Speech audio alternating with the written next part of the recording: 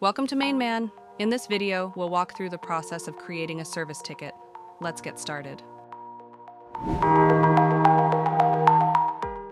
Select the ticket category, like calibration, equipment support, or preventive maintenance.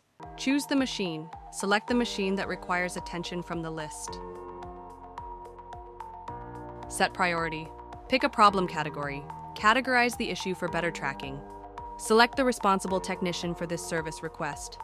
Assign schedule and due dates. Select a template. Use predefined templates for faster and standardized ticket creation. Add a vendor. If an external vendor is involved, select them from the list. Enter description. Provide a detailed description of the issue or required work.